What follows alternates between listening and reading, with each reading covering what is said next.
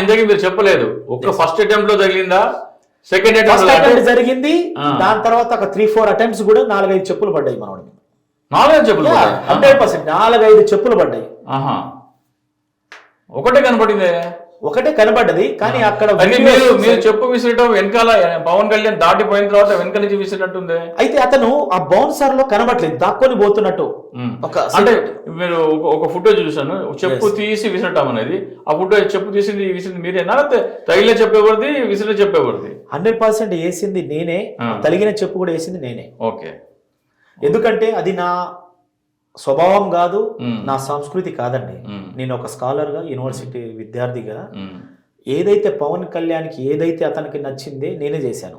అతనికి చెప్పులంటే ఇష్టం.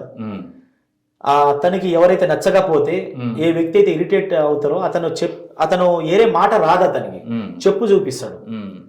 అతని స్టైల్లోనే, అతని పద్ధతిలోనే నేను నిరసన తెలియజేయడం జరిగింది.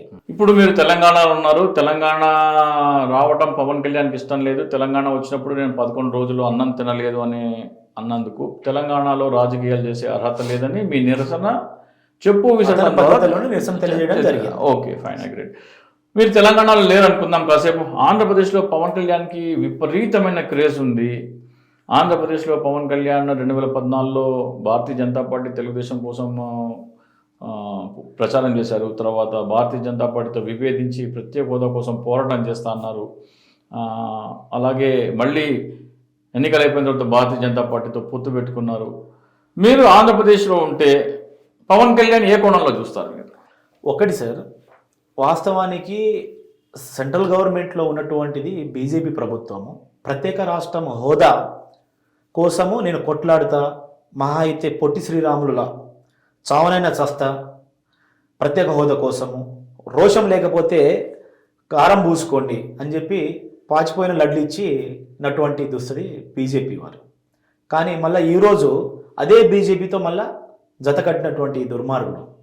ఎక్కడ న్యాయం అండి? ఇతనికి ఎక్కడ ఒక క్లారిటీ ఉండదు ఒక విషయం పట్ల. బేసిక్గా అతనుకు చూసుకుంటారండి ఏ పార్టీతో ఎప్పుడు అలయన్సు. షార్ట్ టైంలో మనం హీరోల సినిమాలో ఎట్లయితే అవుతామో రాజకీయాలు కూడా ప్రజా జీవితంలో ఒక ప్రజానాయకుడు అనిపించుకోవాలనే ధోరణి తప్ప ప్రజల సమస్యలు కానీ, విద్యార్థులు కానీ, రాష్ట్ర ప్రజల యొక్క సమాజం కోసము కొట్లాడతా అనేది ఏమీ ఉండదు. సినిమాలో వచ్చినట్టు రాజకీయ ప్రజా జీవితంలో కూడా నేను ఒక లీడర్ అనిపించుకోవాలనేది కానీ అతని చరిత్రలో అతను సొంతంగా అతను పెట్టిన పార్టీ మీద ఎమ్మెల్యే కానీ, ఎంపీ కానీ కనీసము ప్రజా జీవితంలో ఏ రోజు కూడా అతను లీడర్ అవ్వలేడు. నేను ఆంధ్రలో ఉన్నా ఖచ్చితంగా నేను ఇదే అతని రీతిలోనే ఖచ్చితంగా నేను బుద్ధి చెప్పేవాడిని. అతని రీతిలో అంటే సార్, అతని రీతిలో అంటే అతనుకు వాస్తవానికి మీరు చూస్తూ ఉన్నారు కదా, అతను నచ్చకపోతే ఖచ్చితంగా డెఫినెట్లీ నేను ఒక విద్యార్థిని అయి ఉండి, నేను ఒక యువకుడిని అయి ఉండి, ఒక ఎడ్యుకేటెడ్ అయి ఉండి, ఒక స్కాలర్గా అతను ఎవరు నచ్చకపోతే అతను ఏదో మాట రాదు అతనికి. ఒక వ్యక్తిని విమర్శించాలంటే కొన్ని ఉంటాయి, కానీ అతను మాట్లాడితే చెప్పు చూపిస్తాడు. ఏదైనా అతను ఇరిటేట్ అనిపిస్తే చెప్పు చూపిస్తాడు.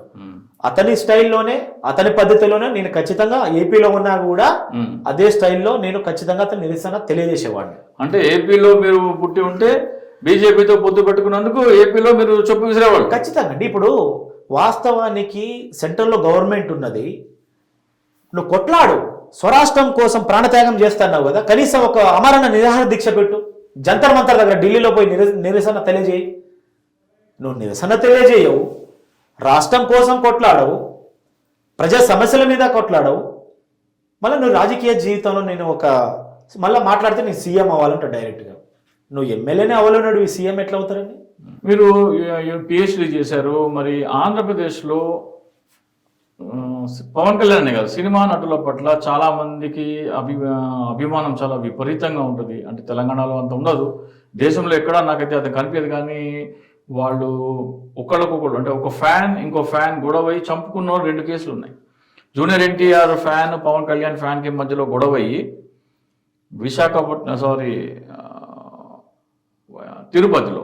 తిరుపతిలో వినోద్ రాయ్ అనే వ్యక్తి మర్డర్ అయింది. అట్లాగే ఆకివీడు పశ్చిమ గోదావరి జిల్లాలో ప్రభాస్ ఫ్యాన్ పవన్ కళ్యాణ్ ఫ్యాన్ ఉండి ఒక పవన్ కళ్యాణ్ ఫ్యాన్ చనిపోయింది.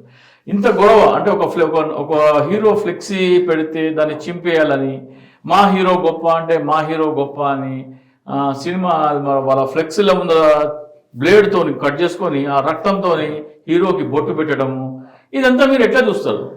ఒక స్కాలర్గా సార్, ఒకటి వాస్తవానికి ఇండస్ట్రీ అంటే ఒక మానసిక డిజాస్టర్ అంటే ఒక మానసిక రోగిలా ఉంటుంది. వాస్తవానికి ఆ ఫ్యాన్స్ అనేది ఒక గౌరవం ఉండొచ్చు, కానీ వాస్తవానికి మీరు ఫ్యాన్స్ అనుకుంటారు, కానీ నా దృష్టిలో వాస్తవానికి ఇండస్ట్రీలో ఒక ఐటమ్ గర్ల్ కానీ, తర్వాత ఒక ఇండస్ట్రీలో షాపింగ్స్ ఓపెనింగ్ చేయడానికి కొంతమంది హీరోయిన్స్ వస్తూ ఉంటారు. వాళ్ళకి నేను తప్పనట్లేదు. అలా ఖచ్చితంగా వీలలేస్తారు, ఎగురుతారు, బాంబులు కాలుస్తారు, జై జై అంటారు. అంతేగాని వాస్తవానికి కేరళలో సనోలియన్ పోయినప్పుడు కూడా 12 కిలోమీటర్లు ట్రాఫిక్ జామ్ అయినటువంటి పరిస్థితి మనం అది ఆ రోజు లైవ్ లో కూడా చూసాం న్యూస్ లో. అంతే తప్ప ఏరేది ఏం లేదండి.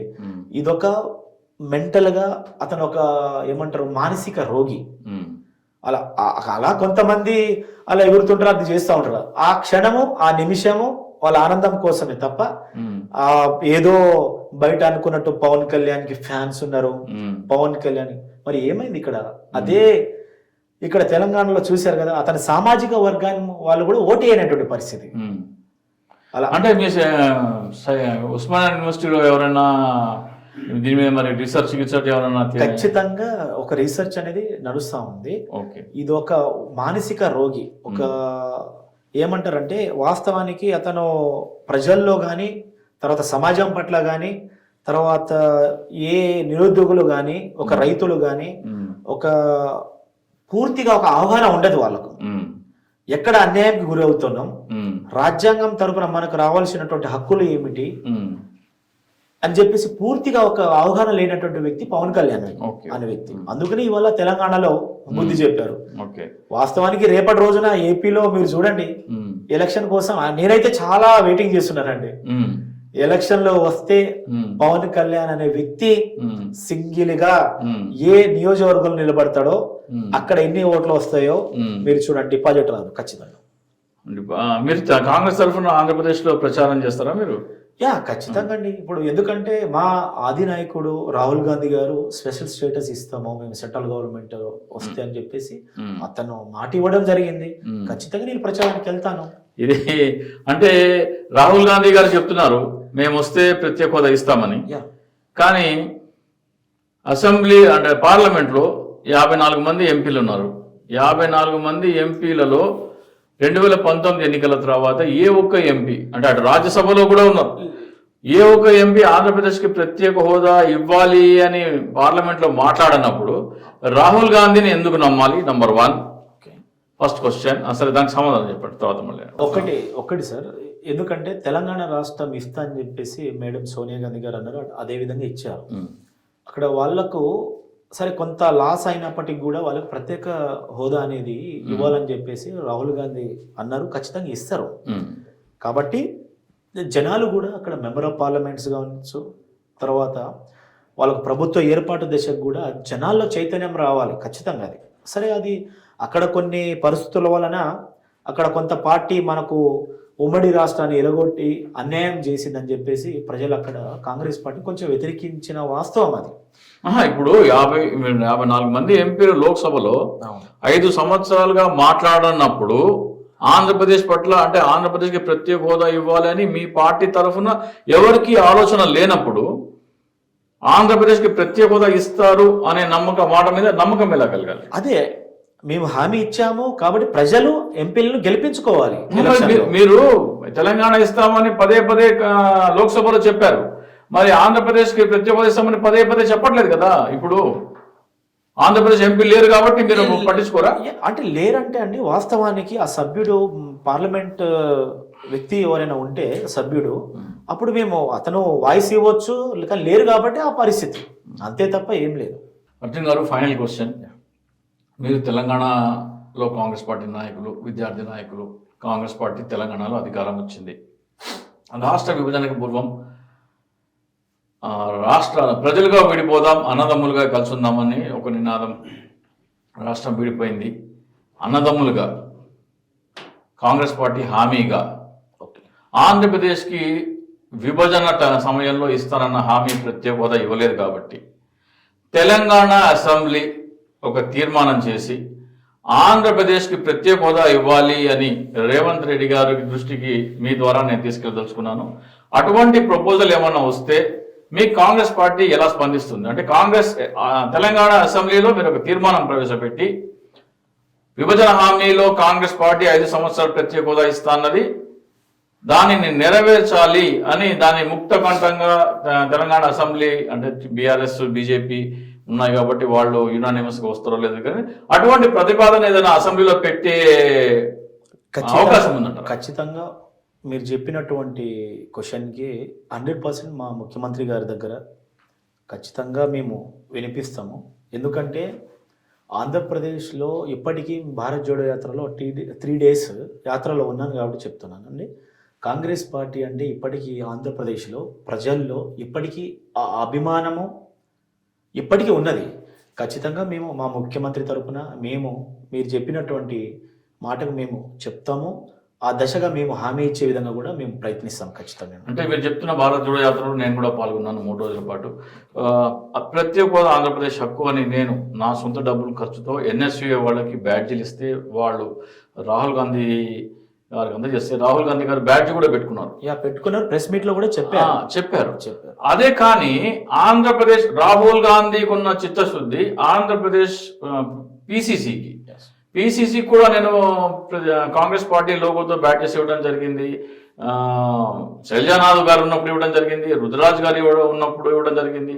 వాళ్ళకి 5 గ్రాముల బ్యాడ్జ్ పెట్టుకునే తీరిక లేదు. మరి అంత 5 గ్రాములు కూడా రాష్ట్రం కోసం మోయలేని వాళ్ళు 4 సంవత్సరాలు 9 నెలలు అవుతుంది రాష్ట్రం రెండోసారి ఎన్నికలయ్యి. మొదటిసారి మరి ప్రత్యేక హోదానే ఉద్యమమే కాంగ్రెస్ పార్టీ చేయట్లేదు కాబట్టి ఎంతవరకు నమ్మొచ్చు సార్? ఒకటి, ఇప్పుడు వాస్తవానికి వాళ్ళ పొజిషన్లో వాళ్ళ పరిస్థితుల అనుగుణంగా వాళ్ళు యాక్టివిటీస్ చేస్తూనే ఉన్నారు. వాళ్ళు కొంచెము ఇంకా బెస్ట్గా చేస్తే ఇంకా బాగుంటుందని నా సజెషన్. వాస్తవానికి నేను రుద్రరాజ్ గారితో కూడా మాట్లాడడం జరిగింది. వాస్తవానికి అప్పుడు శైలజనాథ్ గారు ఉన్నప్పుడు, తర్వాత ఇప్పుడు రుద్రరాజ్ గారు వచ్చినప్పుడు కూడా ప్రత్యేక హోదా నినాదంతో ఇప్పుడు అన్ని ఇప్పుడు యాక్టివిటీస్ ఎట్లా ప్లాన్ చేయాలి, రాష్ట్రంలో ఎట్లాంటి మూమెంట్ ముందుకు తీసుకెళ్ళాలి, కాంగ్రెస్ పార్టీని ఎలా మళ్ళీ అధికారంలోకి తీసుకురావాలని చెప్పేసి కొన్ని కార్యాచరణలు మొదలయ్యాయి ఆల్రెడీ. మీరు తర్వాత చూస్తారు ఇంకో 2-3 monthsలో ఖచ్చితంగా ఈ యాక్టివిటీస్కి స్టార్ట్ చేశాము. ఓకే అర్జున్ గారు, ఇకపైన మీరు నిరసన తెలిపితే వేరే విధంగా తెలపండి, కానీ ఈ చెప్పులు విసిరే సంస్కృతి దయచేసి మానుకోండి. వాస్తవానికి పవన్ కళ్యాణ్ గారి వ్యక్తిత్వము నా వ్యక్తిత్వం వేరు, నా ఎడ్యుకేషన్ బ్యాక్గ్రౌండ్ వేరు, అతను వేరు. నేను అలాంటి వ్యక్తిని కాదు, నా సంస్కృతి కూడా కాదు. కానీ అతనికి ఈ బాధలు తెలియజేయాలి, అతని బిహేవియర్ ఎట్లా ఉందో అట్లనే సమాధానం చేయాలని చెప్పేసి నేను నిరసన తెలియజేయడం జరిగింది తప్ప నాకు అతను వ్యక్తిగతంగా కానీ అతనుకి నాకు ఎటువంటి విభేదాలు కానీ ఏమీ లేవు. కానీ ఇలాంటి వ్యక్తి మెంటల్గా తర్వాత ఇలాంటి ఏమంటారు వాళ్ళకంటే వాస్తవానికి మన ఇప్పుడు వర్డ్ యూజ్ చేశాను కదా, అది మానసిక రోగి. ఇతనుకు ఒక ఎడ్యుకేషన్ బ్యాక్గ్రౌండ్ లేనటువంటి వ్యక్తి, ఒక క్రమశిక్షణ, ఒక డిసిప్లిన్ లేనటువంటి వ్యక్తి. ఇతనికి ఎప్పుడు ఏం మాట్లాడాలో తెలియదు, జనాలకు ఎప్పుడు వస్తాడో తెలియదు, ఎప్పుడు ఎక్కడికి వెళ్ళిపోతాడో తెలియదు. కాబట్టి అతని స్టైల్లో అతనికి నేను నిరసన తెలియజేయడం జరిగింది. కానీ నా క్యారెక్టర్ అలాంటిది కాదు. బేసిక్గా అతనికి తెలియజేయాలని చెప్పేసి ఇక్కడ సమస్యలు ఇట్లా ఉన్నాయి, ఈ పరిస్థితి అని చెప్పేసి తెలియజేశాము, అంతే తప్ప ఏది ఏం లేదండి. ఓకే అర్జున్ గారు, విష్ ఆల్ ద బెస్ట్. మీరు మంచి నాయకుడిగా ఎదిగి అసెంబ్లీలో అడుగు పెట్టాలని ఆల్ ద బెస్ట్ చెప్తున్నాను. Thank you sir. Thank you.